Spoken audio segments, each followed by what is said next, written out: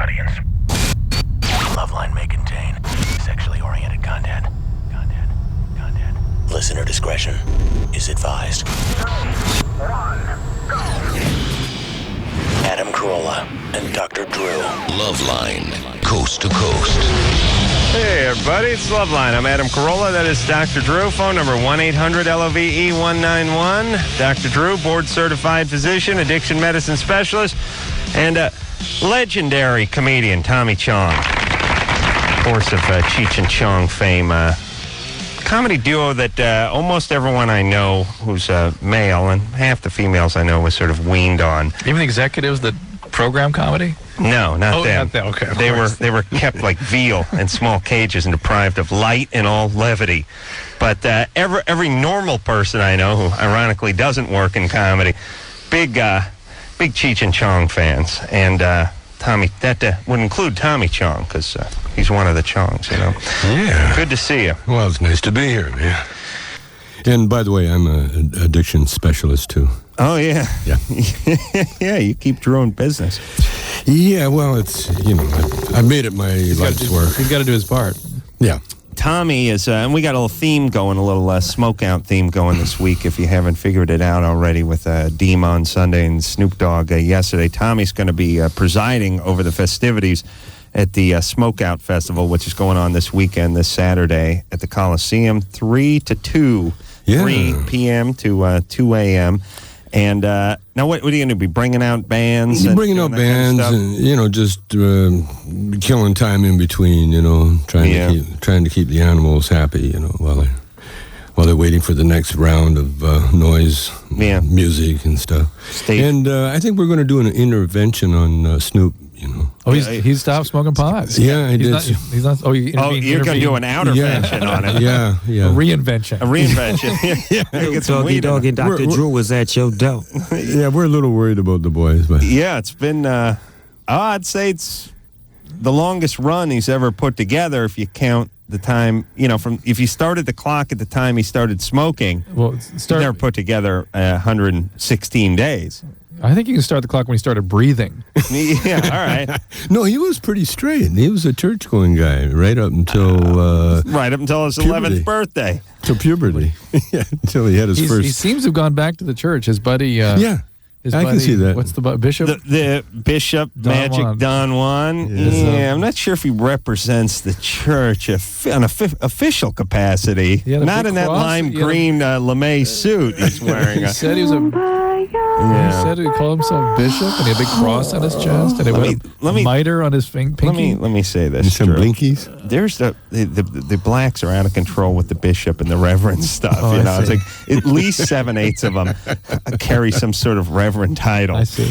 And after a while, it becomes the black that cried reverend. You know what I mean? It's like guy comes and tells you he's a minister, he's a reverend, and you're like, all right, yeah, you and every black guy. As long as you're making money, I think that's the criteria. That's the important part. Yeah. Now, Tommy, I hate to talk about myself on the show, because as you know, yes, you hate that. Yes, the show. But I remember last time I saw you, it was in a softball game. Oh, that's right. Yeah, you playing center field, as I recall. And my son hit this tremendous. Could have been a home run. First off, let's could have been a home run. Let's give the son some kudos for. He's sitting out there. Oh, he's sitting out there. He I'm hit this close that to hard. bringing him into the studio. He hit that pretty hard. I mean, he hit this thing that went into the night, and it was gone. It was gone. It was gone. I mean, it was like high and far. It wasn't like, oh, he got a little under it, and it was a line drive. Right. But we were heckling. We were heckling him pretty bad. So you went out and got it. Well, you caught it. You call it running out and getting it. Remember, just a laid out backhand into the night. It kind of looked like you were going to get something from your car, and you just happened to be there. I was heading out to my car. Yeah, to grab some Tommy, smokes. That last night, Adam, at least twice before. said to me, be sure you bring up my catch with Tommy. Just bring it up. It was amazing. Okay. It was amazing. I had to admit, it was amazing. It was laid out in backhanded. It was pretty. It was pretty. Yeah, I've made some good softball catches. You actually look like you probably went out for some semi-pro teams at one time. Yeah, do you see? Do you hear what Tommy's saying? Yeah, I hear that he remembers his son hitting the ball, but he does not remember your catch. Oh no, he caught it. He caught it because I thought it was a home run, man. It was drilled. It was okay. I got no. But you did do good. Thank you, Tommy.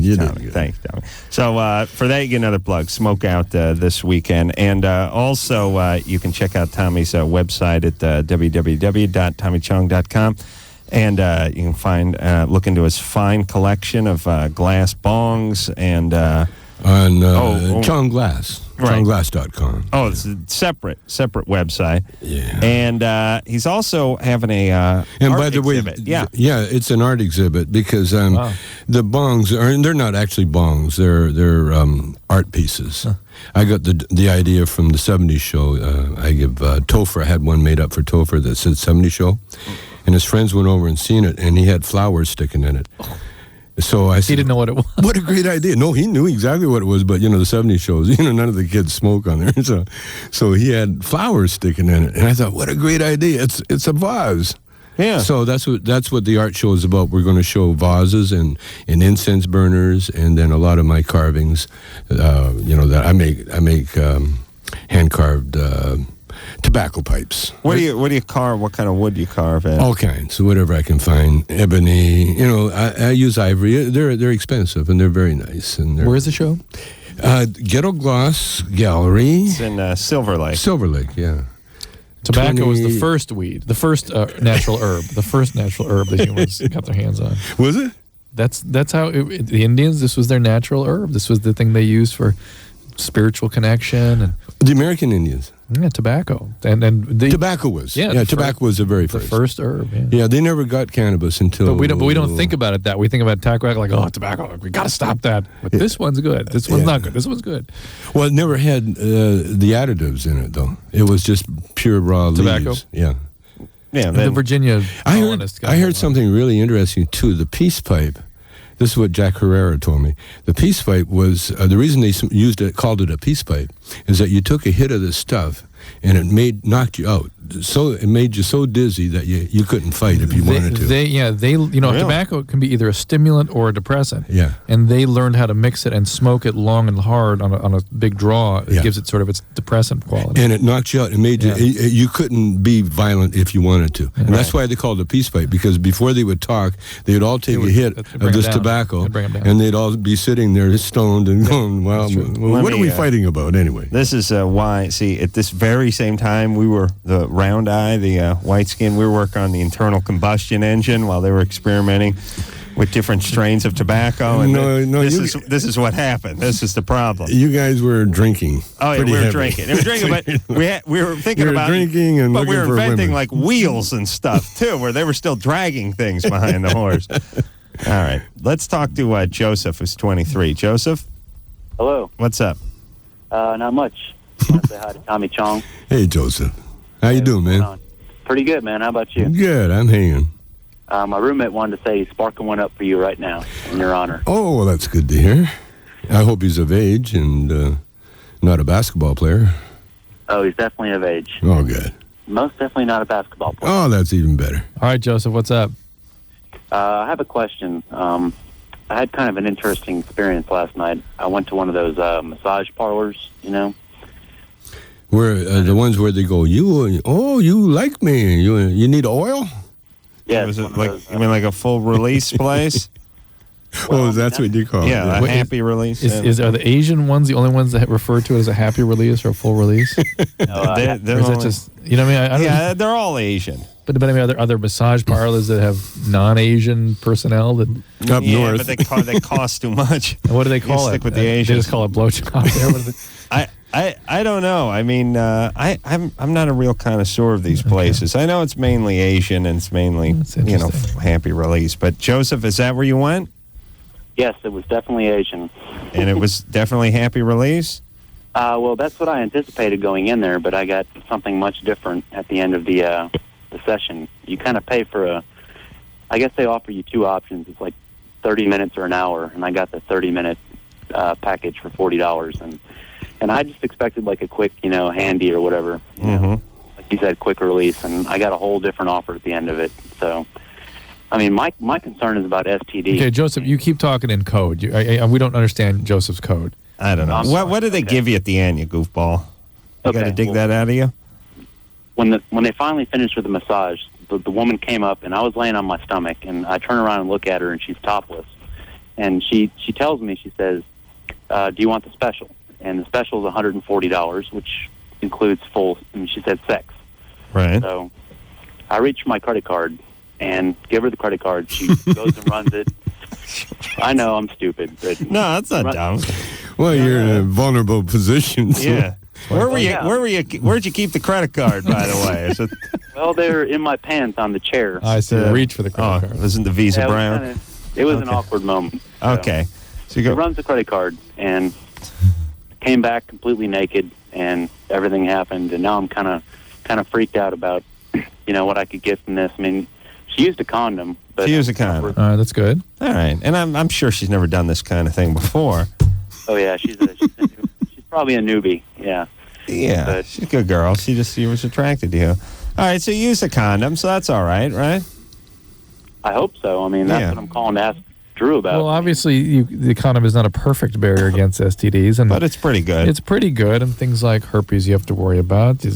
Less so the viral things like hepatitis C and AIDS, gonorrhea, chlamydia. You're probably protected against those things. Is the price of the condom included, or do they tack that on, like materials? I think it was all inclusive. Okay, and do they talk to you while you're doing it? She didn't speak much English. Good, so. Good. So I don't need that kind of pressure. Come on, big boy. Come on. Like, you know that sort of when they do it in the porn movies every once in a while, where they try to sort of crack the verbal whip on your nuts, and it would backfire if it was. I thought, honey, every syllable you add 5 minutes. You want to keep going? So we're already into noon tomorrow. Yeah. There's a kicker to it. There's more? What? Well, I mean, will probably get me into the LoveLine caller's Hall of Stupidity, but the credit card that I gave her is the one that my parents get the bill for. Oh, good times. But they have to have discreet billing, don't they? I mean, it can't say sucky effy on it. It's gonna say like services, personal services, or something like that. You can tell them it was like the chiropractor sent you there. They're stupid. So. Well, you understand your parents think you're a good guy. Parents do not want to believe this. Yeah, they'll do anything not to believe this. My parents do, but my parents would want to believe the worst. But your parents think you're a decent guy, right? Yeah, but I mean, the name of this place is not exactly, discreet. Yeah, all right. Yeah, all right. Is there a punchline coming here? Is this bogus? You got a punchline? No, I mean, I don't want to say the name of the place. All right. Well, they're not going to put it on the credit card is the point. You're 23. Why is the credit card bill going to your folks? Well, it's for school expenses. And you don't know the difference between the credit card that goes to them? Like, I'd have that one spray-painted Caltrans orange. I know. But he was in the moment. He was in a very vulnerable position. He was just reaching for anything. He's 21, 22. Here it is. Wow. Yeah, just finished. Yeah, that's good. Here. You think about the money that is made from the time the guy has the erection to the time something comes out of the penis. That is the golden window. You know what I mean? Yeah. I mean, and if you can, the longer you can string that out, the more money you're going to make. The green window. If you're the golden one's for the honey. If you're at a strip club, if you can keep that thing going for 4 or 5 hours, that's $3,000.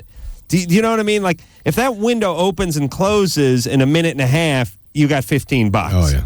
But if you can keep that, so once again, that the premature ejaculators have a sort of evolutionary advantage. Yes. Not only could they impregnate in the days when we were in the wild more rapidly and efficiently, but now they save more money. They're thrifty. Yeah. I mean, it's like it's equivalent to you going in to make a deal like on a car and you being kind of drunk. Yeah. Do you know what I mean? You're so vulnerable.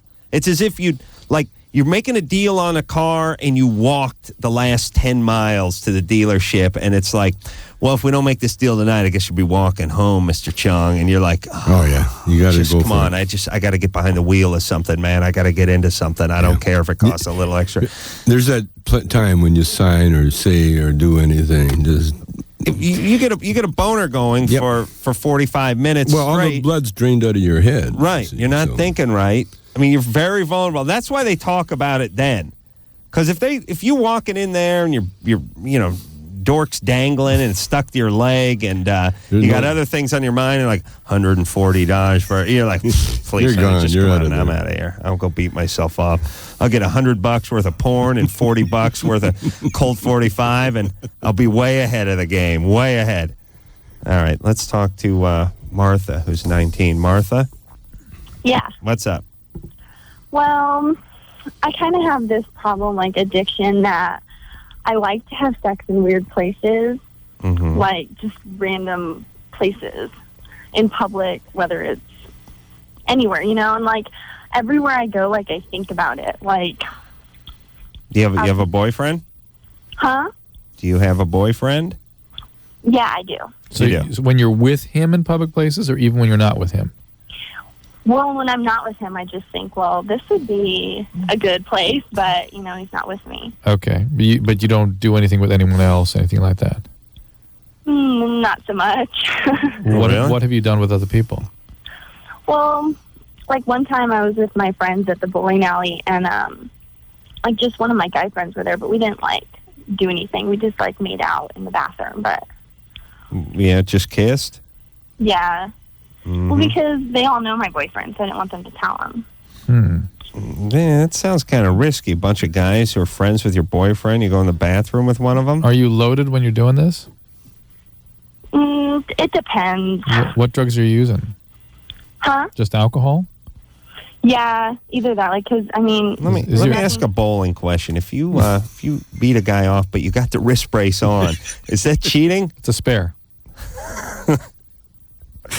That is cheating. I could make that. If they kept the brace on, I could make a pretty good argument for myself.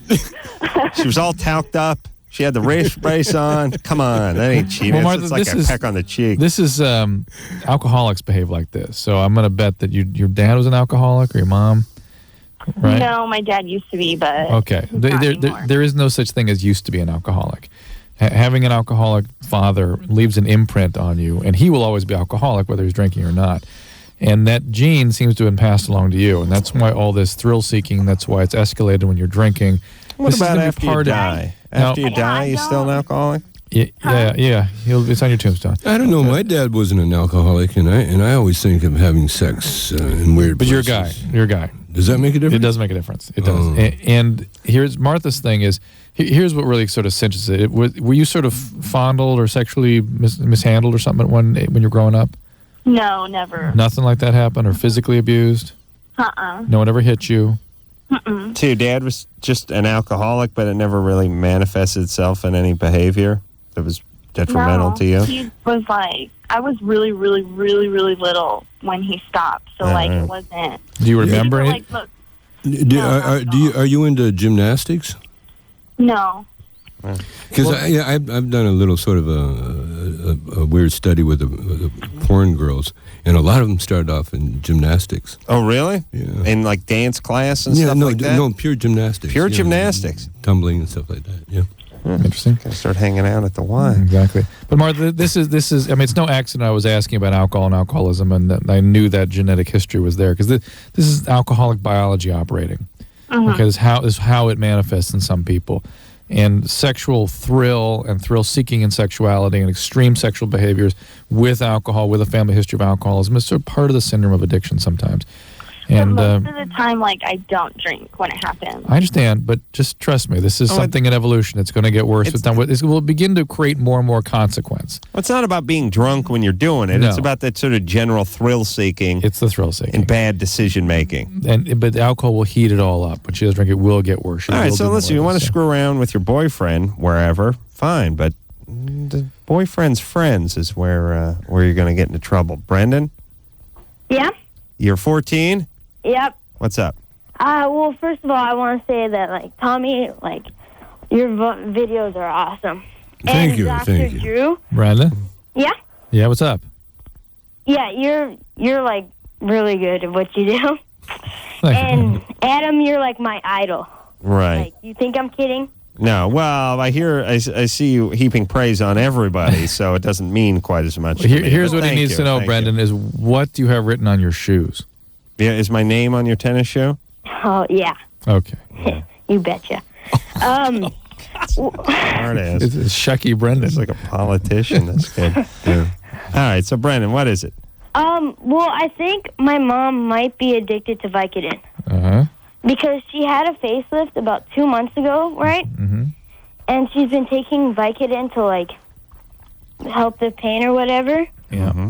And I've kind of been finding, like, pills around the house, and she's better from her facelift, but she just seems like just a little bit more dozier than usual. So she's not herself, and you still find the Vicodin pills around and stuff.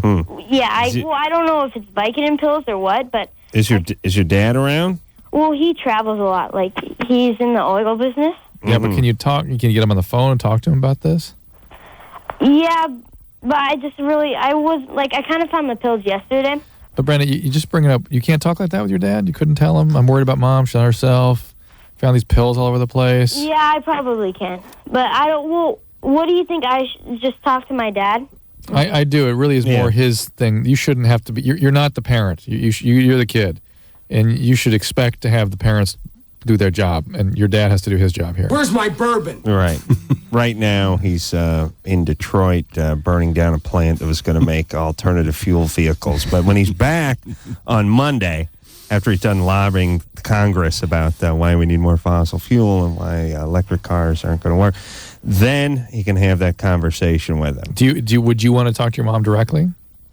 I don't know. No, I don't think that's your job. Yeah. Do you have a relationship with her doctor? No, we don't really have like... They're dating. I don't know. He's 14. I don't know. He's good pals with a plastic surgeon. Worth asking. Horrible question. Talk to your dad, Brendan, all right? Take it back. I take it back. Okay. Adam says it's a horrible question. Tommy, we don't do enough of that in society anymore. I remember every third TV show is like, you take that back, Vince. Yes. Take it back.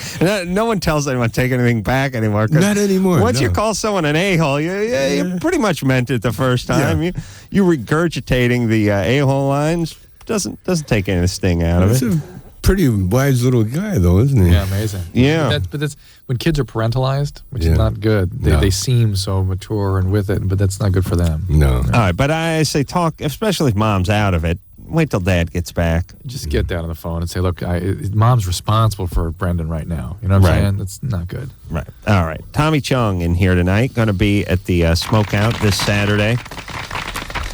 Oh, got art exhibits and websites. And I got a beautiful daughter that's having a show. She's out here, Precious.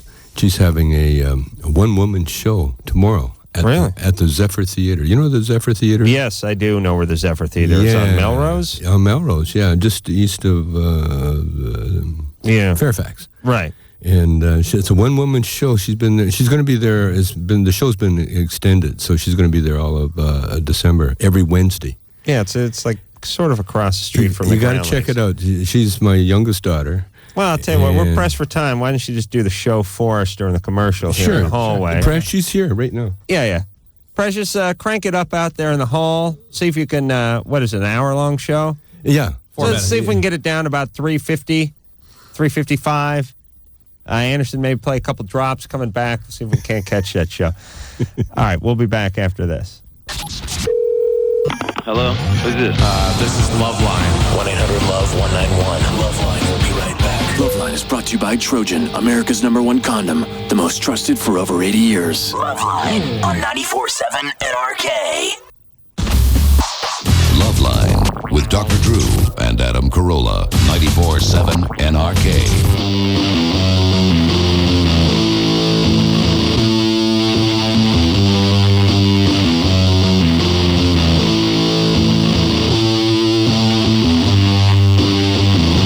Everybody, it's LoveLine. I'm Adam Carolla. Dr. Drew had an emergency call. He's call in the hospital right now, and he should be in here momentarily. Tommy Chong is in the studio tonight. Yeah.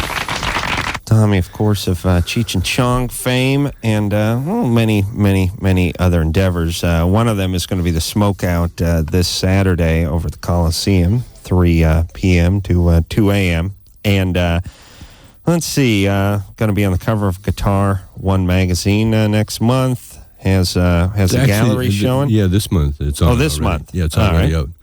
Has the exhibit coming out in the Silver Lake Gallery, which is going on. Is that Thursday? This Thursday? Yeah, Thursday is going to be the big opening. And if you want any of this information, go to www.tommychong.com. Yeah, right. Should be on there. Drew, how's that going over there? 2 minutes, really? It's a long time in radio. He's trying to find out the name of that massage parlor. All right. Painful erection that will not go away. Special surprise. Drew is, like I said, talking to a patient or something on the phone, so we'll just forge ahead without him. Gina? He's a doctor of what? Hello? I don't even know. I think he's a doctor like Dr. John or Dr. J. I'm not sure if he's really an actual medical physician. He's back. Shh. Is it all right? All right. Good times. Gina? Yeah. 16? Yeah. What's up? I just want to say hi to you guys, and Tommy, you're hilarious. Thank you. Thank you, Gina. And, okay, I have a question. Oh, let me ask you this, Gina. What?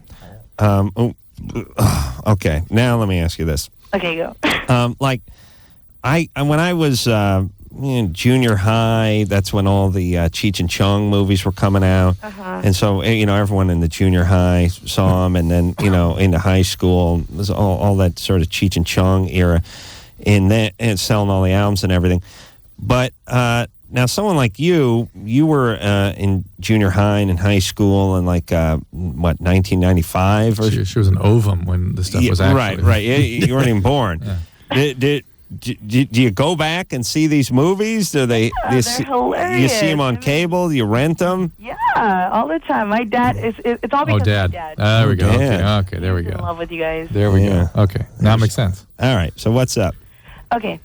It's boom, focus. Like about Yep. January. Oh, there we go. In January, I met this guy who's now my bestest friend in the world. And when I met him, I didn't really think, and I just told him that I was 17 at that time. Were you? No. How old were you? I was 15. All right. Mm-hmm.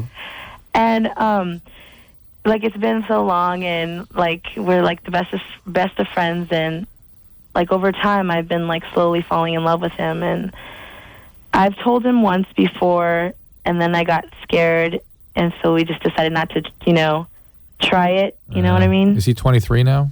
No. Right. Okay. Wait. Why no? You said he was 19. You were 15. No, he was 18, and You're 15. at the time he was 18, and I was 15. So he's 22 now. No, now he's 19. No, did he lie? No. Now hold on a second. She's 16 now. Okay. She's not very good at math. It's 16. It's where they. she's 16. Says she's 18. Oh. Okay. All right. She said she was 18. I don't read that far down the calls. I see. All Got right. it. So anyway, Gina. So now it's a year later. Okay. Oh, yeah. All right. And I'm in love with him, and he recently told me that he got back with his ex-girlfriend. Oh. And that he thinks that she might be pregnant. He told me this a week ago. Gina, just the reality is there's a reason when somebody is your friend.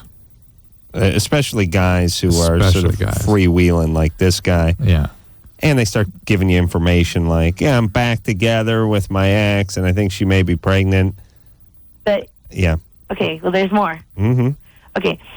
And today he just called me up, and he was all upset, and because he told me his girlfriend took off to Oregon because she had to go to a funeral for her aunt, and he just called me and told me he thinks that she's cheating on him. Yeah. Because every time she calls, she has to go real quick, and that he has another. So he needs to get back at her by sleeping with you? No, we're not. I'm not like that. Yeah, but he is. Well, that's him, but I'm just should I tell him how I feel about him? No. No, you see, we know. I'll tell you why. Because we know who this guy is. That's why. This guy. Here's the only chance that this guy would not be interested in you is if he was very sort of bookwormish and sort of nebbish and he couldn't make a move. But here's a guy who does not have difficulty making a move. He's had other girlfriends. He's getting back with ex ones. He's knocking them up. And not only that, he's moving at this one in response to a sort of a retribution to another one. Yes. He's calling this one going, I'm mad at my girlfriend. Yeah. You know. I'm just saying, if he was into you, Gina, he would have made his move a long time ago. So if he makes a move now, it's not going to be because he likes you. It's not going to be because he wants to be a girlfriend. It's going to be because he wants to get back at his girlfriend. It's going to be using you, and that's not what you want. It's not going to work. He's not making a move on me. Yeah, that's our point. No, that doesn't sound like it's your point, Drew. Gina, he is making a move. He's my best friend just telling me his problem. Listen, that's a move. You're falling in love with him, so he's making a move. He's manipulated a little bit. But fine, if he's just your best friend, then stop thinking about him in any other way. That's fine. I'm saying even if he's not making a move, even worse. Yeah. I mean, it's been a couple of years and he hasn't done anything. Well, he has before. What have you done with him? Nothing. Well, we've tried to sort of like be in a relationship together because I had told him like about a month ago that I was in love with him. And what did he say? And he was like, do you want to try it and see what happens? See if we can stick to this. But like 5 days after we were trying it, he was like all weird. Like he wouldn't call me as much. He wouldn't talk about certain things. Gina, he's just not into you. What are you doing? When 18, 19-year-old guys are into a girl, they're you know it. White on rice. They are with you. They're on it. He's not into you.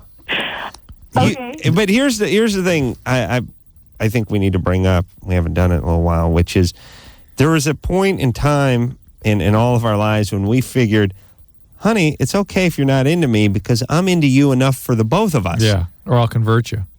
Yeah, I'm into you so much that even if you're into me 30%, I'm into you like 170.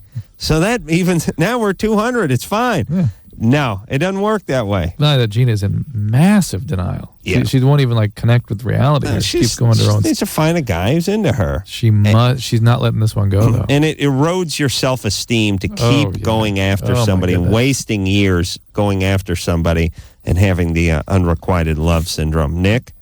Hi. You're 14? Yeah. Let's make a clearer statement, Jay. He is not and will not. There you go. In. That's right. Thank you, Dr. Seuss. Go ahead, Nick. I just wanted to know In if a car, fishy smell was a sign of gonorrhea. Fishy smell? Yeah. Is it coming from a fish? No. Okay, because it's important to make that distinction. Fishy smell coming from a fish, totally normal. Fishy smell coming from a girl, gonorrhea possibly. This whole room yesterday. That's right. Fishy smell coming from Snoop and Bishop. Yeah. Well, they were eating a lot of fish. They were eating fried catfish. Nick, no, usually a malodor is, there is a smell sometimes associated with some bacterial STDs, but a bad odor is usually just a vaginitis, usually trichomonas or Haemophilus, Gardnerella. What do you got going, Nick? You have a girlfriend? No. No, of course not. No, come on. You can tell the You're voice, just planning? Yeah. So it's like, he's gay. You're not going to get a car for another 5 years, but you want to know the tire pressure. Yeah, why not? And how often to change the oil. You want to get all lined out before that baby hits your driveway in 2009. All right, Nick. Well, don't worry about it. Brings back memories. Yeah. It brought me back to 14. Remember that everything was in the planning phases? Yeah. It's like, well, I am going to have my learner's permit in 17 months. Okay, I'll be 15 and 2/3 at that point. Now, at that point, I start saving now. I get the moped. Think about it. It's really it's like Papillon. It's like you're going to it's the great escape. Yeah, because that's all. Yeah, there's two things you're trying to plan from 14 on as a guy. How am I going to get out of this house, and who am I going to bang once I get out of the house? Yeah. Oh my God. Those are your two main objectives. And the planning starts about when the first pube pops about 13 and a half, and that leaves you. But you got plenty of time. At least you kids got the internet. We had nothing. Black and white Zenith in a raft box with a chick in a bikini on it to stare at. That was it. Or dirty flashcards. You have that? Tommy, I mean, what were you? I mean, you literally, if you got a hold of nudie playing cards or something, that was a score, right? My cousin had a whole collection. You put them in a safe. Right? Nude magazines with the pubic hair all blocked out, Right, they put stars over the nipples. Well, not and even stuff. that. It was just like blanked out, the photo thing. Right. Yeah, you'd never seen it, but it still worked, Yeah, well, that's the amazing thing. In fact, now Tommy needs that. Yeah. His women, they need that black card held It was out. like your favorite teacher, that always worked. Honey, put on the black bar underpants for me. Come on with the questions. Just put them on. Or if you see the bra strap, that's all you needed. Oh, God, you seen her bra strap? Ooh. Oh, I mean, imagine the work we could have done with just a Victoria's Secret catalog when we were 14. Are you kidding? Would have been a score. Didn't he have a piece of bark or something? Yeah, I used to lie on my back and look at the sky and wait till the clouds took on the shape of a boob. Look, the Lascaux caves were like impressive. yeah. Look at her. Part of her loincloths come off. All right, let's take a little break. Tommy Chong in here tonight, going to be presiding over the smokeout this Saturday at the Coliseum, and we'll be right back after this. Hello, this is your radio. LoveLine will be right back. LoveLine on 94.7 NRK.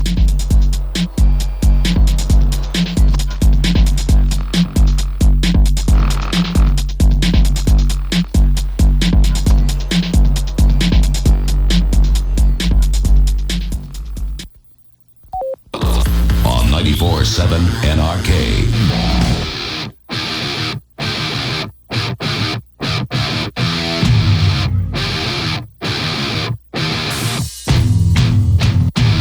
Hey, everybody, it's LoveLine. I'm Adam. That's Dr. Drew.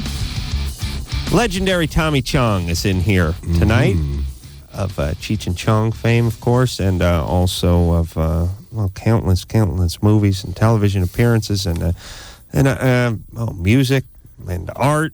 A real Renaissance man. Well, I got a lot of kids I got to support. How many kids do you have? Well, I got 5 that I know of. And a grandson in Brown University. Wow. Yeah. Drew's impressed. Yeah. Ray Don's boy. Ray Don was on this show like 15 years ago. Yeah. What's she doing now? Is she acting? Is she momming? She's producing movies, and she is in the middle of producing the new Cheech and Chong comeback special. Retro. Oh, really? Yeah. A feature, a movie? Feature movie. Yeah. She wrote Is Cheech and Chong going to be in it? Cheech and Chong is going to be the reunion movie. Wow. Yeah. When's that coming out? Well, we're right in the middle of the deal making phase. This next call sort of applies to this question. Oh, really? Yeah. All right. Well, let's do it then. Kevin? Yeah. You're 16? Yep. What's the matter? Huh? Go ahead. Oh, yeah, my question is for Chong. Yeah. I was going to ask why aren't you and Cheech doing movies anymore, but you said that comeback special thing? Yeah, well, it's a project that my daughter, she wrote a script, and then she gave it to me, and I read it, and I loved it. It's really good. And then she gave it to Cheech, and Cheech said, hey, this is workable. And then they took it to some, it's in the mill now. And so we'll know in a week or so who's going to have it, but it's going to be a good one. Is it going to have pot smoking in it? No. Not a Cheech and Chong film. There's a good outside chance that there's going to be a little bit of pot in there. Yeah, it's going to be all. It's going to be like Up in Smoke too. We're just going to take off right where we left off 20 years ago. Yeah. You wake up and you're. Yeah. It's right there. There's no transition. We're just 20 years later. There we are. And is Cheech now? Cheech has not wanted to do like the pot stuff and the reunion stuff over the last few years. Well, right? the money wasn't. The money's there. I mean, there's some big money, and So it just wasn't. He was going to do. Well, he was busy, and the time wasn't right. Right. It just wasn't right. And now it's right. With the Stones, with Eminem's movie, Jackass movie, all those. Everything is just pointing in that direction. Yeah, what's weird is stuff comes out, and then a certain period of time goes by. Yeah. But there's sort of like this period that's a minimum period of time that must pass before you can do this sort of retro thing. It's 20 and years. if you try to rush it, if you try to do it at year 12, it pisses everyone off. American Graffiti was 20 years after that stuff actually happened. Right. You mean after the 50s? Yeah, it was 54. Came out in 74. That's right. But it's interesting. But I mean, even coming out with, that was after an era you're talking about. But I just mean even coming out, bands and things like that, movies and Cheech and Chong. It's like you try to rush it, it gets weird. It's like paint that hasn't dried yet or something. You end up mucking it up. It's all timing. You have to have a new generation who sees it through new eyes. That's right. But it's interesting. What I think would be funny is Tommy inspired in us a discussion about the 70s and how different it was and prices were different. If they wake up 30 years later and are seeing plasma screens on the internet and we haven't changed, but the world has changed. I'd see it through the 70s point of view. It would be very interesting. Oh my God, it's going to be fun. It's going to be a real good movie. It'd be the Adam Carolla story, then, wouldn't it? And Cheech is done doing what's that? Don Nash Johnson? Bridges. Nash Bridge. That show ended a few years ago. Mercifully, yeah. I say mercifully. What always bothered me about that show is they would use the actors' real names in the promos. Find out what Cheech and Don Johnson are up to this way, and I'm like, oh wait, that's Nash. That's not Don Johnson. I know. Like it's distracting when they start using the actors' names in a drama. Yeah. It's like, what is it? Is he a cop working the Bay Area beat, or is it Don Johnson? He's married to this chick, and he's living over here, and he's a producer. Which is it? That's all I'm saying. They'll do anything to get a crowd. Man, it angers me. Anthony? Yeah. You're 14? Yep. I wanted to consult you about masturbating with about anything, like every time I'm desperate, I'll do it with shampoo, but it leaves a film over my dork, No, bogus, because shampoo is painful. Oh, yeah. It ends up peeling. Yeah. Oh, yeah, it is painful. I forgot. Yeah. Ends up with this film. Oh, it's excruciatingly painful. Now, you can't beat off with shampoo. We've all made that mistake. Conditioner, that's a different thing. I thought that was what it was okay? for. Where else would you put conditioner? On your head? Dude, what are you talking about? Seriously, what do you do with conditioner? Because I always see it in the shower, and I just figure, when I was in high school, my stepmom, was a little tip of the hat. I didn't know what it was. Just trying to save soap. Yeah. Okay. Yeah. I hate conditioner, man. It makes my hair go all weird. Yeah. Well, you got a lot of hair. Well, you got to comb it the right way now. When you get a certain age, Drew, what is this? I'm looking at my hair. I'm thinking my hair's standing out on the top here nice. too. Good times. Right here, Yeah. Not in the back, but just right in the front. That's gonna look nice. A little horseshoe up there. Put the light. See the lights above my head. I could put it. If you put something over the light, doesn't really show. Oh no, yeah. When you look, yeah. But watch. See if I do that. Oh, if you look, yeah. Well, if I block the light, you still see it? Yeah. You got great hair, man. Oh, you son of a bitch. How old are you? Seriously, How old is it? 38. Oh, you got another year anyway. Hey, how you doing? That's what I'm look saying. at your hair. I got. So what he said. What do I take? What do I do with this thing? You take a swallow your pride and you just get on with your life. No, because I can't do that thing like what you do. I can't comb the bang forward or do any of that You stuff. get that hair club for men. My hair that's what like I this. do. My hair's been like this since I was 21. Well, pull your hair back. Let me see what. It's like just forever. Since You can be Oh, not that's only good. the president, but you can also be a Yeah, but customer too. I don't thin. Your hair comes forward though. Yeah. See, if your hair was pulled back like mine is, I can't. Well, you're getting the horseshoe going up there.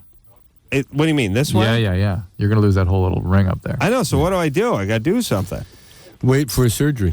I've never seen Adam ask for help. I'm like intrigued. You're asking for assistance. Is that? We got to deal with this during the break. Rogaine and Propecia. Just take the hair. Propecia. That's what I need. Why not Rogaine? Take the hair off your chest and put it on your head. Well, I got ass hair. I'm willing to part with. Propecia, though, I've had sexual dysfunction. People complain of that pretty frequently. What from goes Propecia? on? It blocks testosterone. They can't get an erection? Or? What happens if you mix it with Viagra? It sort of evens it out. All right. Well, give me both those, Drew. Give me the big fun size pack too. I don't want to have to come back to you every 6 months. No, they got this great surgery now that you can do. Yes, to get the scalp stretched out. Yeah. All right, I'll do that. Take a little patch. It'll be a write-off. I'm a big celebrity. Mercedes? Yes. You're 27? Yes. What's up? I have been a good girl for the last 7 months. Are you high? No. You're drunk. No. You're something. So tell us before the 7 months, what was happening? Well, I used to get high and get drunk, but I met this really nice guy. He worked at a muffin shop. What kind of shop? Muffler? Muffin or muffler? Shop. Muffin shop. Muffin. Yeah. Okay. Okay. I tried to do the right thing and just serve coffee, all that other good Hey, Mercedes, stuff. you're going to have to set it up for us a little bit. What's wrong with talking to or dating a guy? Why would that be a wrong thing? Because I found a guy that was hella cool, and I put my number in his bag. He called me. I tried to do the right thing as opposed See, here's Mercedes' thing. Hey, it's me, and you know my life story. Yeah, Mercedes. We don't know anything about you, Mercedes. So what's wrong with giving a guy your number? Okay. Well, I just like to date men. All right. What's wrong with that?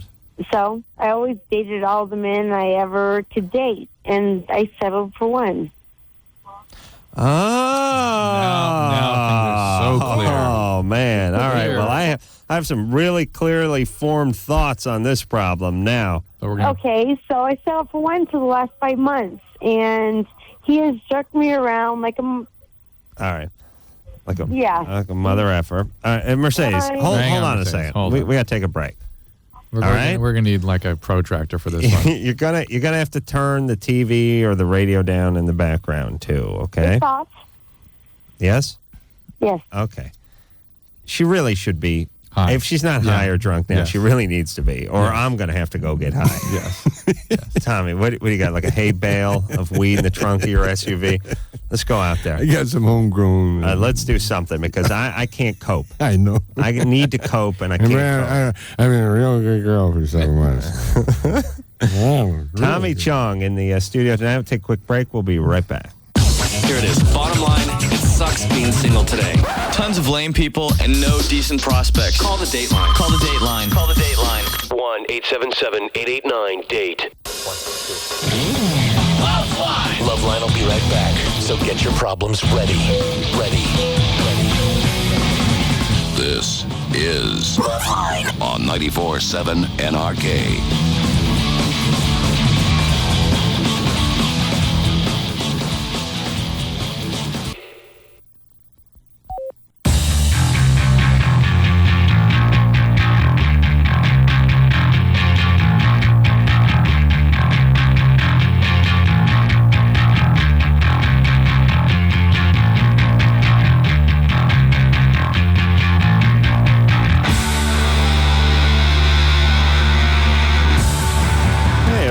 LoveLine. I'm Adam. That's Dr. Drew. Tommy Chong in the studio tonight.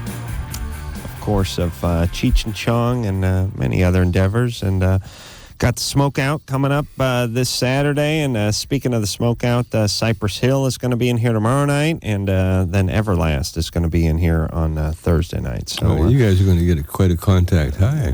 Yes. All of us in there. Yeah. If Bobo and Be Real are here together. That's it. I mean, what are we gonna do? And you have to be sick too. What are you gonna do? You're gonna miss out on all the good stuff. And Tommy, help my nausea, right? Tommy's a guitar guy, and I always remember in the Cheech and Chong movies, Tommy playing and playing songs on the Cheech and Chong albums and whatnot. But I could never figure out whether it was sort of. You seem to know what you're doing, but I don't know enough about guitars to know if it was sort of novelty guitar playing or you're a serious musician. I can play, but everything that was done on the record, that was done with professional musicians. Oh, it was? Yeah. Lukather from Toto. Oh, really? He played that great one in Next Movie, the great guitar solo. And what about, but what about like in the movies and the scenes where you were playing the guitar? No, it was just dubbed. Really? Yeah, just faking it. Looked good.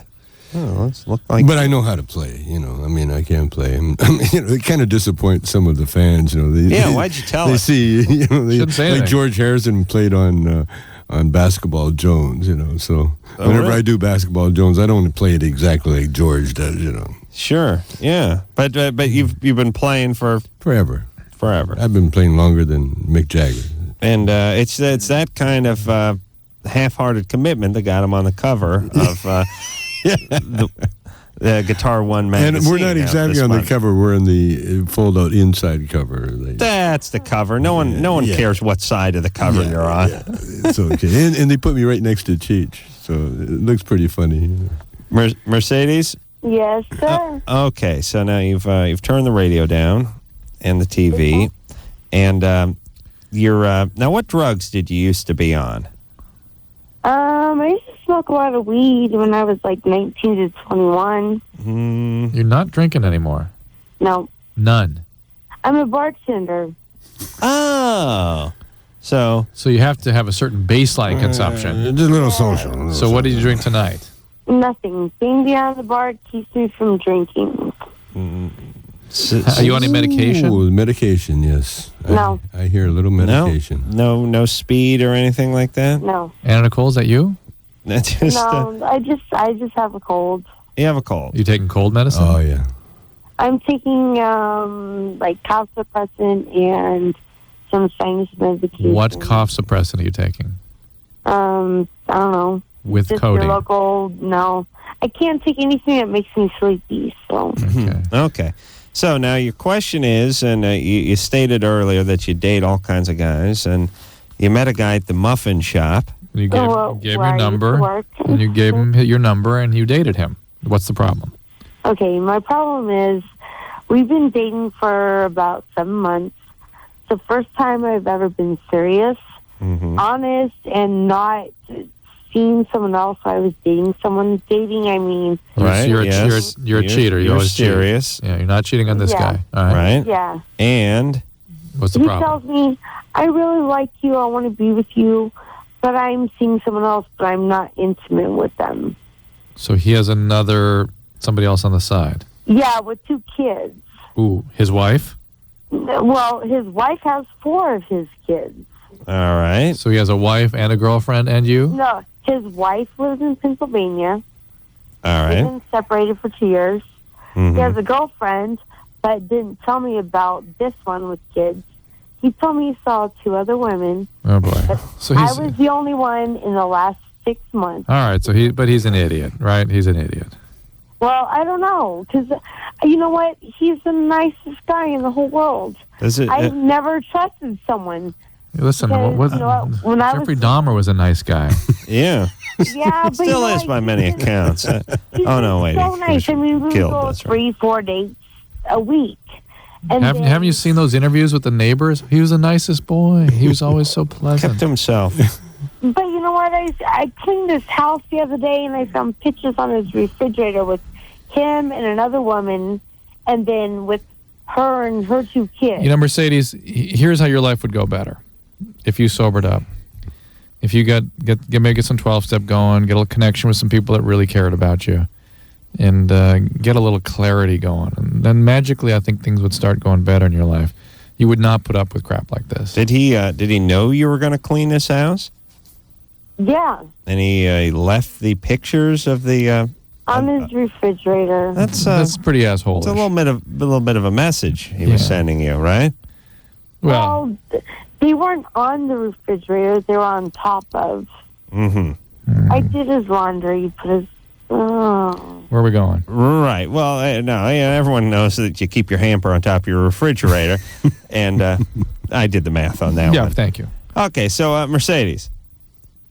Bad guy. Bad guy. Bad guy. You should not date him anymore. For God's sake, stay away from muffin shops. And get There's your problem. Get some sobriety. Yeah, well, I was working in the muffin shop, and then this is what he told me. I knew I was going to sleep with someone there. I just didn't know who. Yeah. Amanda, you want to do a little gambling here? No, I don't think we're going to get anything out of her. The muffin shops. Mercedes, I agree with Drew. Even though you're not drinking, sober up. All right? And stay away from this guy. And call us next time you're interested in a guy, and we'll tell you whether you can date him or not, okay? Thanks, Adam. All right, break up with this guy. Okay, baby. Take care of yourself. Thanks. All right. Good night. All right. Don't feel so bad. Listen. But unless she gets some big change in her life, she's going to make one mess after another. I know, but here's what I want to say to all the troubled ladies out there. There's plenty of nice guys out there. There really are. They're guys who will be dedicated. She's not interested in those I guys. know. And that's what's got to change. Is what's going on in her brain. I understand that, but don't act as if there's nobody out there for you. You don't want the ones that will commit to you, and that's the part of you got to change. All right. Just checking on top of the refrigerator, like, you know. Chris? Yeah. You're 16? Yeah. What's up? All right. My girlfriend, like, she'll be wet during, like, foreplay and stuff. Mm-hmm. But then when we do, like, actual sex, like, she just kind of, like, dries up. Now, why do I hear virgin? And I was wondering if that's normal. Yeah, we're not, right? You've not had sex with her, though. No, we have. And that's when she, like, dries up. How old is she? 17. Mm-hmm. And, liar, whore, and you know it. What year were you born? 86. Mm-hmm. What month? Huh? What month? February. What grade are you in? 10th. Mm-hmm. God, I never had sex in grade 10. No, he had it in 9, and then they held him back 3 years, so he technically was still in the 9th grade until he was 17, and then they kicked him out. But no, I don't know what happened. Chris? Yeah. Okay. So you're having sex. Yes. How many times would you say you've had sex with her? 2. Okay. All right. So how would you know if she dried up? I mean... Well, how would you It know? happened both times. How long were you doing this with her before she dried up? Probably like 5 minutes or so. Does she seem uncomfortable? No, like, we both, like, enjoyed it, but... Mm-hmm. Do you have the ceiling fan on? That happened to me once. You had that thing really... It was a crazy vortex. It went right into her vagina. I'm not getting it. I'm not getting it either. Well, I was just wondering if that was normal. Like, Oh, now I really... Now, Yeah. Sorry, Chris, we're going bogus on this one. Yeah. Sorry, buddy. We're not buying it. It just doesn't feel... not working. Not feeling it, Chris. Not feeling it. Nice try. Neither What? is true. What was that? Okay, you can be a dumbass. All right, there buddy. we go. There we go. Thank you for showing us the cards.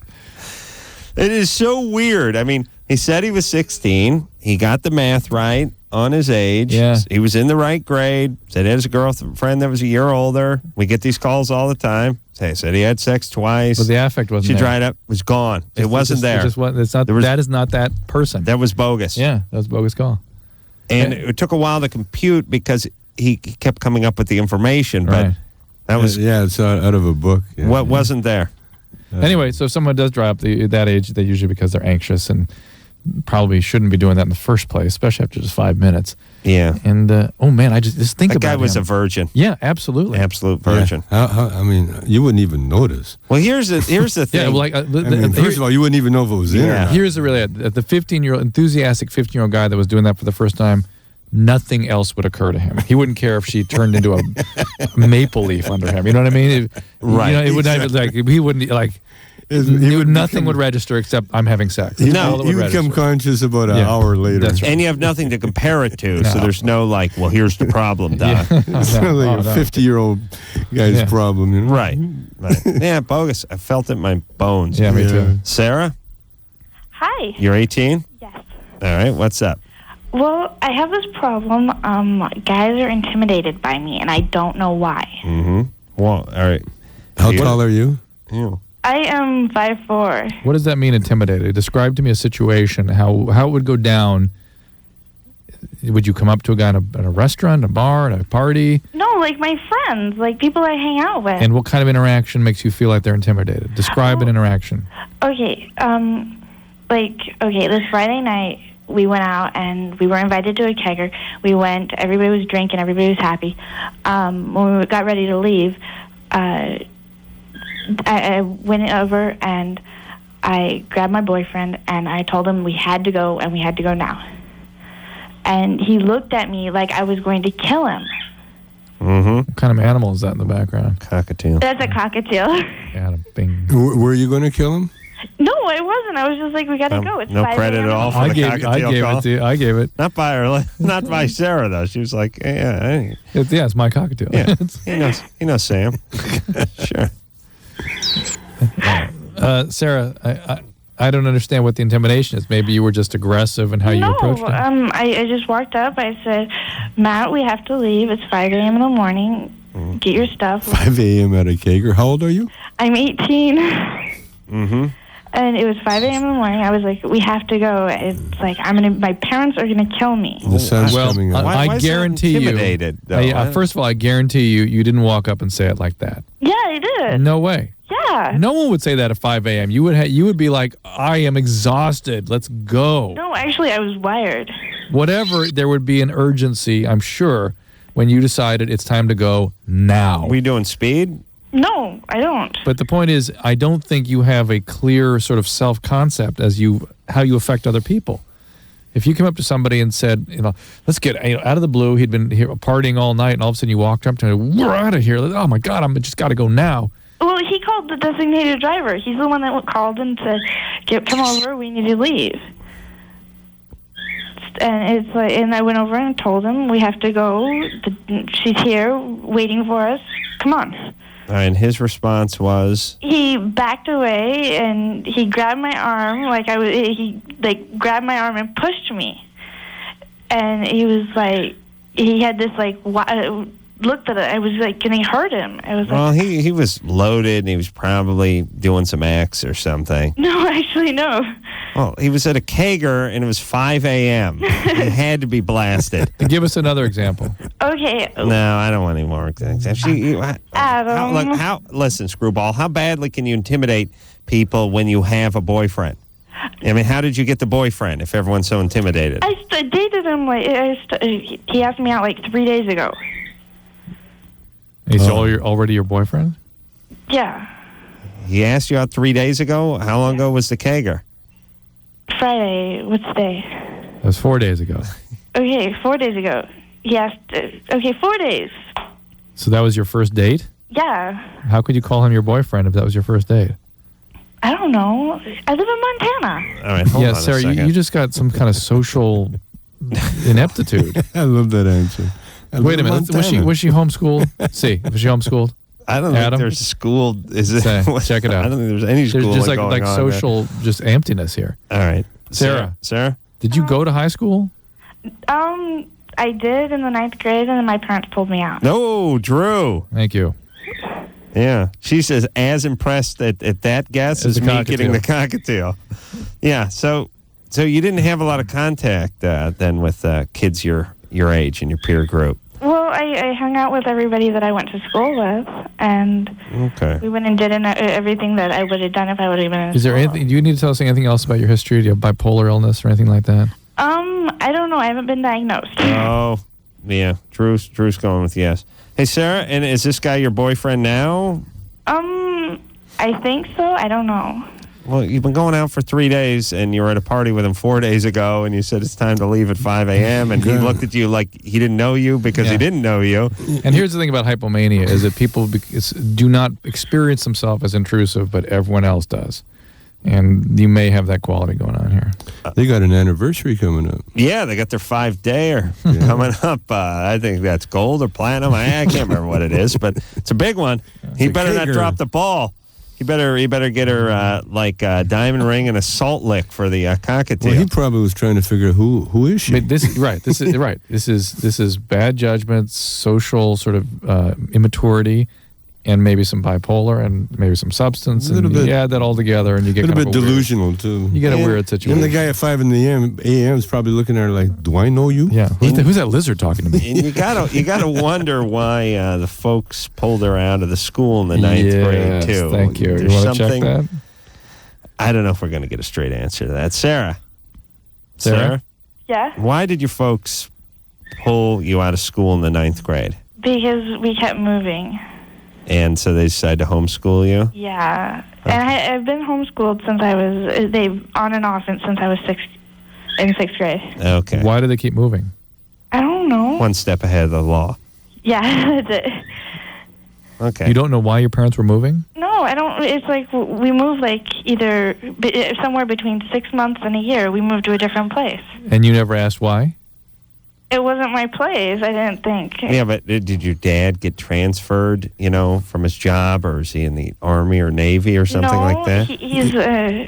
he's a roughneck. He works on a widowmaker. Oh, yeah. Do you look a lot like your parents, or not at all? Roughneck. He's an oil man. Does oil stuff? Yeah. Yeah. See, I'm hip with the terminology. So he goes from rig to rig kind of thing? Yeah. Well, it kind of... It's... Okay, he works in one place for so long, and they move. All right, I'm writing this down. Does he cook amphetamines in a kitchen and then move the kitchen? No, so they get evicted because of the bird noise. All right, listen, Sarah. How about talking? I think you need to talk to a psychiatrist or a psychologist. And that man or woman is going to help you, all right? Oh, really? Yeah, because there's issues here. There's something up here. There's issues, okay? Okay. What's- I didn't think there was any issues. I go out and I have fun. And Well, you didn't. Why'd you call if you didn't think there's any Well, issues? because I don't understand it. That's an issue. That's an issue, and someone can help you with that. The only thing that I can understand why they would be intimidated by me. Well, if they don't know you and it's 5 a.m. at the Kager, they would be intimidated. And what's the bird's name? Joey. All right. Joey and Pikachu. You and Joey and Pikachu go talk to a psychiatrist, all right? Okay, Adam. All right, baby. These birds are the world's worst pets. I cannot stand birds. They're horrible, horrible creatures, birds. Let me say this about birds. I've brought this up before, but it bears being brought up again. The birds are not nice animals. People give birds a pretty good, they give them the benefit of the doubt, like, they're majestic beasts and stuff. Birds are louder than hell. First off, they're always circling around my house, the crows, and all they do is crap on everything and sort of argue amongst themselves. Birds just sort of fight. And if you get a bird as a pet, it just sort of makes these horrible noises all day long. And then once every 6 months, you put your hand in to try to get them off the perch, and it bites you. And even if you've had the bird for 5 years, you put your hand in the bird. The first move is to bite, and the people who own the bird just kind of keep pushing their hand in there like, oh, no.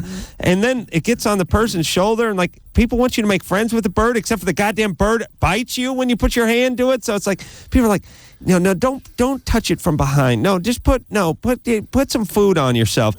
Forget the birds. Dr. Drew, they're horrible creatures. We have to do an intervention. He was traumatized by a bird when he was 3. I see that. Yeah. I like the idea that birds are devolved from the dinosaur. That was the demeanor of dinosaur, basically. I was raped by the Busch Gardens eagle when I was 9 and a half. And then he had an ostrich thing happen when he was 14. Well, that I brought on myself. I know. That I was asking Adam, for. don't talk about that on the air. Okay. All right, Tommy Chong in our studio tonight. We'll take a quick break, and we'll be right back. You know what I'm saying out there? Adam and Dr. Drew will be right back on LoveLine. LoveLine on 94.7 NRK. We'll be right back in a minute.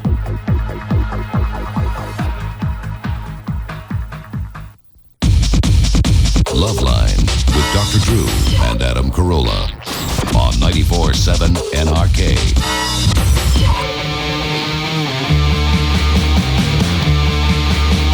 Hey, everybody. LoveLine. I'm Adam. That's Drew. Tommy Chong is in the studio tonight. Mm-hmm. Cypress Hill tomorrow night. Everlast the night after that. Smoke Out coming up this Saturday, 3 p.m., 2 a.m. at the Memorial Coliseum. Don't hear the memorial part so much anymore. Yeah, it's going to be fun. Haven't done that one for a long time. Does SC play there? Uh-huh. Yeah. But I think the SC-UCLA game next week is at the Rose Bowl. Big game. Yes, Rose Bowl? Yeah, Rose Bowl. Whatever. All right. Anderson, not a big sports fan. Tommy is not only is on the cover of Guitar One magazine. If you count the edge of the covers, the names on there, the inside, fold it out, and I'm there. And also, if you want any information about him or his bongs or his exhibits or any of these kind of things, water pipes, vase, water bottles. Is this you blowing glass, or is that you using one of your? We're lighting up a big with the tobacco pipe. The tobacco. But it looks like he's blowing up. Drew's referring to a card that is on the table with a very interesting painting of. Yeah. Did you do the painting? Is that you? No. We I had a hippie did it, and then we killed him. Yeah, well, that's why you should be taking credit. Yeah, that's fine. Yeah. That's mine now. www.tommychong.com. Did you have to buy that domain name back from somebody? No, I've always had it. Really? That's smart. Yeah. All right, let's take a question for Tommy from Ernest, who's 17. Ernest? Ernie? Yeah. What's up? Hey, Adam, what's up? What's up? Hey, what you doing, man? You know, just chilling. And the hizzy wizzy pizzy. How did we do last What night? does it say? You and Drew kick ass? Thank you. How did Snoop say that? And the hizzle for shizzle dizzle. Snoop for chisel dizzle. Yeah. Chong. Yeah. Hey, what's up? Well, the smoke out. Yeah, your movies kick ass at Cheech. You know that already. Ernest, do you have a question? Yeah. Yeah, I got a question. All right, here we go. Yeah, my question is if you're going to be in any of the new 70 show episodes. Actually, I'm working on my own show. We did a little contract talk about the 70 show this season. They had me as a regular. They had me doing all the advertisements and that. And so I felt like, in the Dickens thing where the guy walks up and said, more gruel. Right. I walked up and said, more paycheck. Right. And they said, nah, they couldn't afford it. So I'm not going to be on I'm not going to be on the 70 show, I don't think, ever again. A little bad blood there. No, not really. No, not on my part. I really enjoyed the show. I love the kids and everything. No pay, no play. Yeah, that's it. So you're gonna what are you doing? Are you working on a pilot or an idea for a pilot or something like that? We pitched an idea to Comedy Central. It's it really is pretty funny. It's about me trying to get a show. So I'm trying all the different genres, right? And then we present it to a studio head. And would it be a reality thing where you actually? It's or is it scripted? It's scripted reality. Where I'm trying to. What's the other? Larry David. Similar to Larry David. Yeah, Curb Your Enthusiasm. Yeah, it's similar to Larry that. David there. It's similar to that, except it shows me trying to pitch my ideas to networks and doing all this stuff, especially the dope smoking where they it's actually a great idea. Can't show that. I had a great idea for a sitcom just yesterday that I'm going to give to you. Okay. Because you got a little more juice than I do. I'll take it. Now, you got to get past the name. It's called AIDs Butler, but with two T's, by the way. But here's the premise. Butler. Here's the premise, and I think it's a strong one. And when you guys are laughing now, but when you hear this premise, you're going to realize this is something special. Okay. They have these things called viatical settlements or agreements, which is, and they went on. There's a whole big thing about this about 5-8 years ago. Viatical? Yes. It's a legal term. Now, here's the thing. You know it, Drew. When you have a life insurance policy, right, you can sell that life insurance policy. Right. For instance, if you have AIDS, yes, if you're in advanced stages of some disease that is going to cure. Okay, so let's say I got 18 months to live or 2 years to live. Let's say it's 10 years ago and I got full-blown AIDS. Okay. And, This is a comedy? Oh, fair. Yeah. But it's got an edge. Stay with me. Stay with me. It's in a concentration camp. Tom, I haven't asked you not to judge until you hear the full pitch. Go ahead. AIDS Butler. Again, two T's. So, this guy's got the full-blown AIDS, right? Yeah. He's a butler? Well, not yet. Okay. Not yet. Shh, come on, Drew. Let me finish the pitch. Go. And, it's just exciting. And he makes one of these viatical settlements where he sells an old Jewish couple who live in Phoenix, who've retired in Phoenix, his $1 million policy. They give him $600,000. They get the $1 million policy, and you figure this guy's going to kick off in a couple of years, and the old retired couple will get their nest egg back. But he uses the money, and he starts buying like AZT and the triple cocktail and all of these medications that prolong his life, and then all these breakthroughs come through scientifically, and the next thing you know, it's not a death sentence anymore. Right. And these cases happen. I'm just imagining the opening montage. Yeah, great scenario. Guys getting cornholed, or maybe he's just slamming heroin or something. Then him smiling with the AZT. We'll work out the beats later. I think it's exciting. Okay, so now here's where it starts taking a twist. So this old couple who's living in Phoenix and gave all their money, their nest egg money, to this guy who they thought was going to die in 2 years.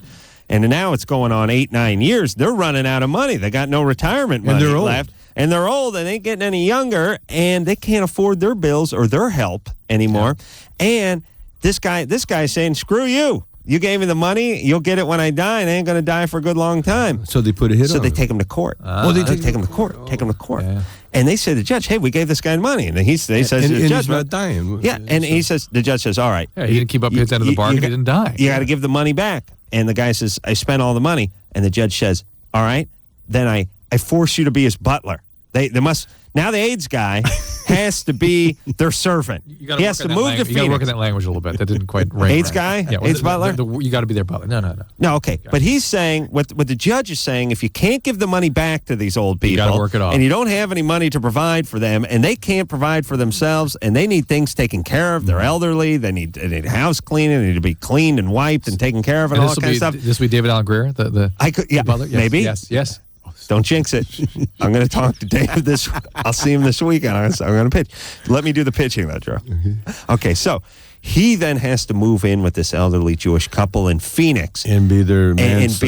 But this guy is over the top. He dresses to the nines. He smokes the European cigarettes that are colored pastel. He wears the ascots. And they suspect he's got the money socked away somewhere. So every time he leaves, they're searching around. Oh, yeah. They're searching around. Meanwhile, they want him to die, but they can't kill him.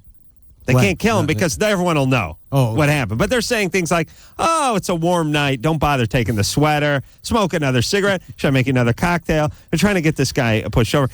Then the grandkids come to stay for the summer, and he's gaying up the kids. Oh. Now, he's not molesting them or anything, but he's teaching a boy how to walk with a book on his head and, that kind of stuff, posture, that sort of thing. It's nonstop comedy. Decorating the He's house. whipping up daiquiris in the kitchen and stuff. There'll be a cast of characters. The local pharmacist where he gets his AZT. Right. Mr. And Drucker. This guy's always throwing these crazy gay parties when they come back. They come back 2 days early for being out of town. And the hilarity doesn't stop. It never ends. I'd like to film the pitch whenever you decide to pitch that to one of the studio heads. I think I could. We always wish we could have had a film of the pitch of like Gilligan's Island and Hogan's Heroes. Stay with me. It's in a concentration camp. It's hysterical. I see AIDS Butler, CBS, Sunday nights, 9:30, something like that. CBS? Yeah, I'm off the top of my head. I'm not saying we won't give it to another network. I'm saying like the start Not with Fox, CBS. huh? I'd like to see if we get CBS, and I'm pretty sure we could. They need a hit. No. Yeah, and they want to skew a little younger, a little gayer. Well, this is everyone. This is the gays. This is the AIDS people. This is the old people. Blacks love this kind of humor. Yeah, if we get David Allen Greer in there, we got the blacks. Oh, this is great. Oh, okay. man. All right, so it's incredible. Yeah, Tommy, fire up the camera and watch me pitch this bit. I'd love it. Man. AIDS Butler.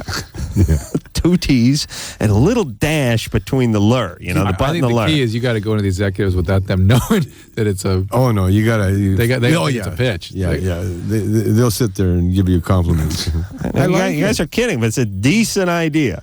Get Tom Hanks do sort of a cameo. Yeah, all the celebrities be lining up to get in this thing. Oh yeah, John AIDS Butler. John, you're 25. Yeah. Yeah, what did you think of my idea, AIDS Butler? I think he's pretty freaky. Thanks, John. buddy. I wouldn't let that guy near my kids at all.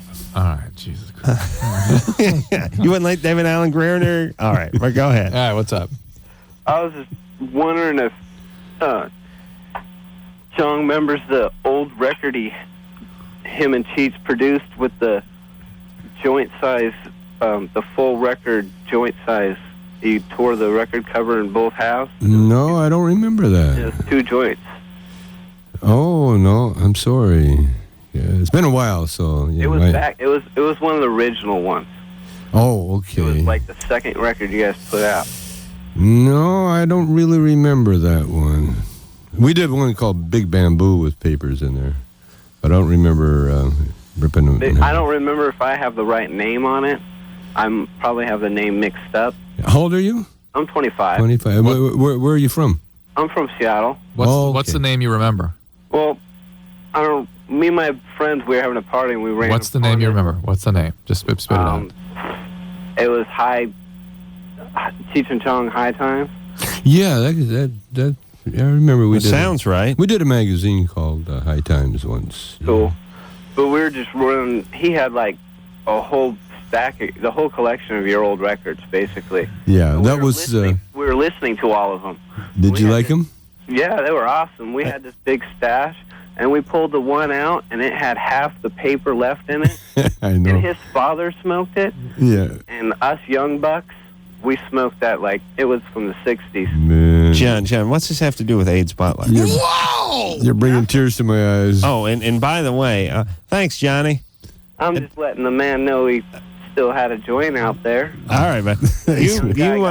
You smoking a lot there, John, or drinking, or? No, I smoke. There's another non-tracker here. Yeah. All right, hey, buddy. Disconnect. Thanks for calling. What do you do? What kind of forklift do you drive for a living? I don't drive a forklift. I blow glass. All right. I own. You blow glass, really? Yeah. Hold on. Glass is the last name of a friend of his. It's Bob Glass. An episode of Gives him $20 each time he gets a BJ. This could be one of the guys at the party. Well, at the AIDS Butler parties. I already got. Yeah, we've had a few. You blow glass? Do you make bongs? No, I make water pipes and really intricate stuff. Oh, okay. Water, but you don't make bongs. You just make water pipes. No, I make bongs. Yeah. Okay. All right, buddy. Shocking. Oh, Sharp as it. What is it? Is it non-tracking night? Like we're talking to adult. We're talking to adults or glass American blowers adults? from Seattle are sort of notorious. But John was not our first disconnected adult. No, we've had these sort of. I have that effect, man. I'm sorry. Maybe it could be Tommy. I think it's a Chong effect that happens. Let me. I got a lot of THC in my voice. Hizzle for shizzle dizzle. Let me pitch an episode I just thought of for AIDS Butler. All right. He claims he's eligible to grow his own marijuana because of his condition. Of course, nausea from one of the triples. Yeah. Right. So he wants to grow himself a big pot plant in the backyard of the couple who are absolutely staunch. They're in Arizona. Yeah, and they're Republican, and they don't want. And the dog ends up eating it. Oh. She has a poodle. She has a poodle that she loves named Sushi. And Sushi eats one of the huge buds and just freaks out one episode. See what I mean about my voice? We're like halfway home with this AIDS Butler. It's like I have the first 10 episodes written in my head. All you need is a T-shirt. I don't see the T-shirt yet. Maybe we're getting close. Thing with the cross through it. I don't know. Yeah. I think the U from the Butler is ass cheeks. Yeah. Yeah. Is that good? Rochelle. Hi. What's up? Before I get to my question, I just wanted to ask Chong a question. Sure, babe. We went and saw you at the Punchline in Sacramento, you and your wife. Oh, and my husband. And you autographed the bong for my husband. Uh-huh. And he wore your signature off. He and did. I hit it. Do you think I should give it back to him? We're not following. No, give it back to him. Why'd you hide it if he'd already worn the signature Because I off? wanted him to keep the signature on it. Well, it's halfway off. Almost was. I see. Well, next time I see you, I'll redo the signature for you. Okay. All right. Or better yet, you can get a new one and it'll have the signature on. Really? Oh, yeah. Well, listen, I Tommy, sign them all. you can't sign so close to the carb because that's where the traffic zone I is. tried it. Sometimes they're left-handed, though, Oh, you pressed on it for him a little bit, so that's made it special. Rochelle, hang on a second. All right. Yeah. What do you think of my sitcom idea, Rochelle? I liked it. Thank you. That's a smart woman there. Husband wore the. That's like I wouldn't say this guy smokes a lot of weed, but I'll tell you this: he wore Tommy Chong's autograph off his bong. It's like a punchline. It happens, though. It's one of the dangers of smoking. Well, yeah, a celebrity has its trappings, I guess. Oh man, but I'm coping with it. Okay. We will. We'll take ourselves a little break. We'll let Tommy. We'll have a few moments to himself to get back in shape after having his name rubbed off a bong that way, sort of unceremonious. No, I'm still thinking of AIDS Butler. Okay, you get out a steno pad. We're going to hammer out some beats here, and we'll be back after this. LoveLine, we'll be right back. Call on the 1-800-LOVE-191. LoveLine on 94.7 NRK.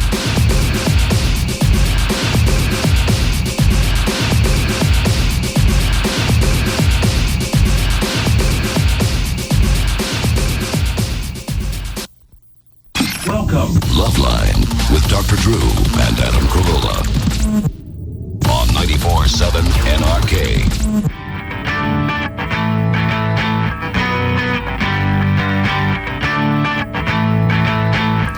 Hey, everybody. LoveLine. I'm Adam. That's Drew. Tommy Chong in the studio tonight. And Tommy's going to be at the Smokeout this Saturday, along with Cypress Hill and Everlast and Snoop Dogg and Edema and all the people that have either been on this show this week or going to be on this show later this week. It's a Smokeout show. Yeah, and it's just going to be hell going out on that stage with all those heshers out in the audience. You know, I flew up to Oregon once with Cypress Hill. We just happened to be on the same plane. Those guys, I mean, they're serious about their pot, boy. They cannot get out. And they land, they're like, okay, now where do we go? I mean, they start asking people as soon as they walk into the airport terminal. Can't they eat pot brownies or something on the plane? Oh, it's too powerful. They just like what they want. Too scary. They want it's like looking for the local. Where? Right. Where do we go? Where do we go? In Portland. Well, in Portland is really. Where do you go? You go outside. Smoking city. That's why they're Cypress Hill. All business. Tom, you've had some bad experiences with brownies before? Yeah.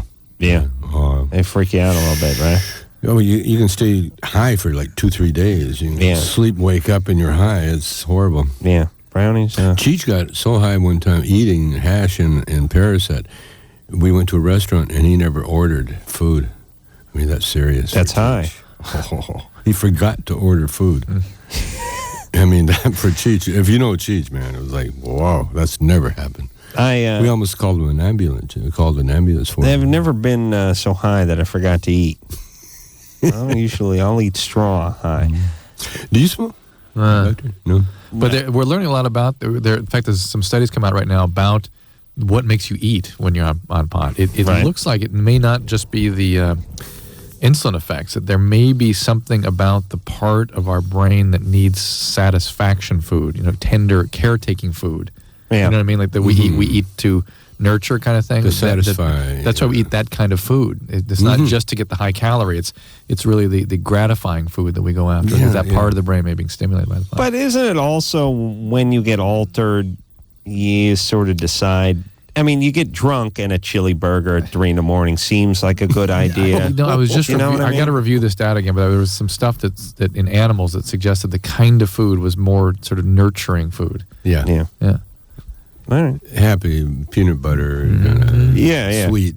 Yeah, you do. You revert. I mean, you're in the 6th grade all of a sudden when you're high. Right. You want to get some. I'll get some peanut butter. I'll sprinkle some M&Ms on it and some Cheetos. And then you eat it, and then right away you want another one. You can never get enough. Insulin, you always know the salt. You go for the salt. You know you're high when you're not halfway into the first sandwich and you've already laid plans for the second one. Like you ever do that when you're eating? You're planning on your next piece, your next slice, your next. I like it when you're over at the folks' house or the in-laws and you're halfway through the meal and they haven't said grace yet. That's a little embarrassing. Let's. I always do a thing where I want to start eating, but then everyone else waits for everyone else to start eating. I'm always the first. I make that first move. Rochelle? Yeah. You're 19? Yeah. Okay. My question was, I smoked a lot of weed when I was in high school, and I did mushrooms a couple months ago, and I had a bad trip, and it kind of freaked me out. And I've kind of not wanted to smoke weed because every time that I do, I don't know, I just kind of get weirded out. Like I'm really paranoid, more than I ever was before. Well, then definitely don't smoke. Yeah, that tends to happen with pot. Eventually, in many cases, not everybody, but it's a common thing. But at 19, it's not a cumulative. And it can be precipitated by other things. Well, listen, I've seen people get that after 5 episodes smoking pot. They suddenly get all this anxiety and panic from it. It happens, but most people sort of can tell their first few times out whether they're in for it or not in for it. And I have friends that have no problem with any drugs, but pot just ain't their. Yeah, that's right. Ain't their bag. Because it's like everybody else I know, they're like, they knew me before, and now it's like every time I'm like turning away or I'm making an excuse, and they're like, what's wrong with you? And it's really not because I'm afraid to do it. It's not going to go back to the way it was. Yeah. Okay, so it's just the way it makes you react, and you're going to have to stay away. And it's the mushrooms that the mushroom, again, it's a biology that opens up that's not really understood yet. And bad trips from hallucinogens are good because then you don't do so much hallucinogen and then you don't hurt your brain. Yeah, because I did acid before and it didn't do nothing. Well, like the mushrooms but did. it I've will. heard that acid's supposed to be more harsh than mushrooms. In terms of the damaging effects, certainly they are. But there's something about pot that can be turned on this way where it becomes more and more anxiety provoking and finally panic ensues. Let's talk to Keith, who's 21. Keith? Yeah, I got a question for you guys. I've been dating this girl for about a month. I've known her for a little longer than that. And after we started officially going out, I found out that she was pregnant, not by me, but by someone previous to me. Yeah. She then told me that she had a miscarriage approximately 2 weeks into the relationship. Mm-hmm. And now we moved kind of fast and we had anal sex.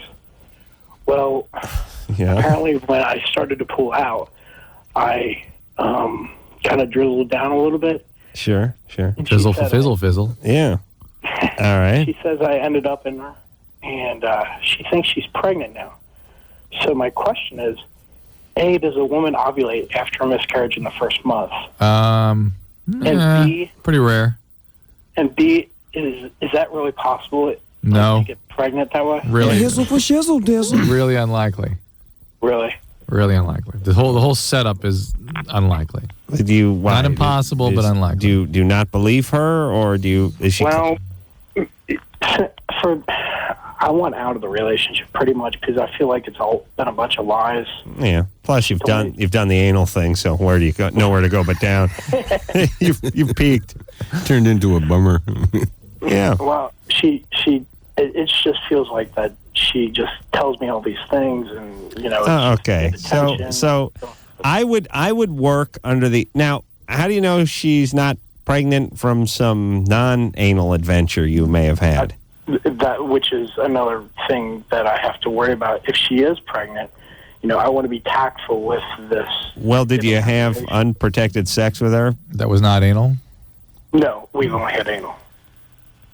Well, I'll tell you, chivalry is not dead in this country. A lot of people say that young men do not know how to treat a young lady anymore. I say callers like Keith are a beacon, a testament to those naysayers. Just anal. God bless you, Keith. As an old-fashioned guy. What are you? Are you Mormon? What are you sing in the choir? I think you're one of these guys who puts on a sport coat to fly, right? Reverend Keith. Yeah. Ironically, we didn't have sex. We just had anal sex because I didn't want to get her pregnant. Right. Well, that's a good reason. Right. Nice try. I've been just working the BJ angle with that, but now I got to step it up. You're right. Which I might add, I like your sitcom idea. Thank you. All right, Keith. Keith, I'm glad Keith doesn't want to have kids. By the way, let me say that. Secondly, this girl's starting to freak him out, and maybe rightfully so. She just got over a relationship, had a miscarriage. Now she's got the anal thing going with Keith. Yeah. Maybe not someone you look long-term with. No. All right, so his instincts are right. Yes. And I would assume if she claims she's pregnant, she's probably lying until proven otherwise. Correct. Well, the dribble effect, I don't know. It's technically possible. Unlikely. But highly unlikely. Sam? Hey, you guys. How's it going? Good. You're... Hey, I called a couple of months ago about my... Hold on a second. It's going to be a great story for the kid, though. Dad, was I planned? Well, if you got to know that God's honest, son. Emil. And it's funny that I named you that because I was nailing your mom in the ass and pulled out, prematurely. And apparently there was a pretty good wind coming in from the south.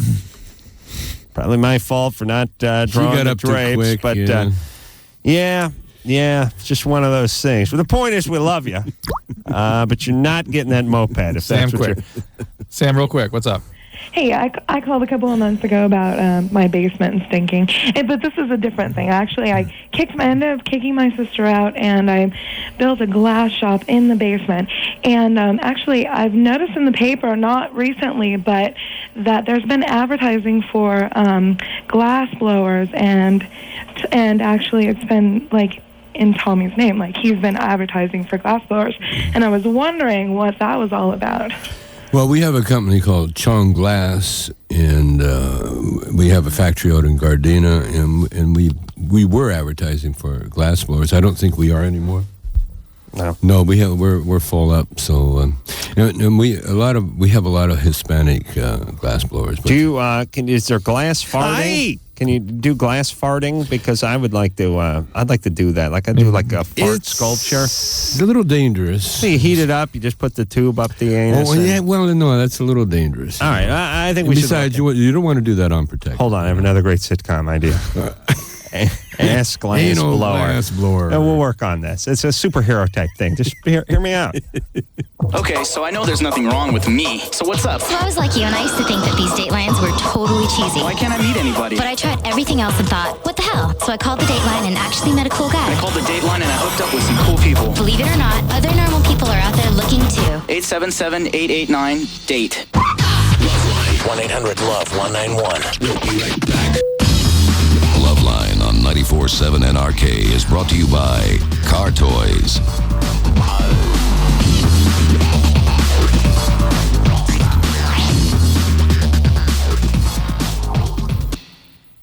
LoveLine on KNRK, Camas, Portland. LoveLine, NRK.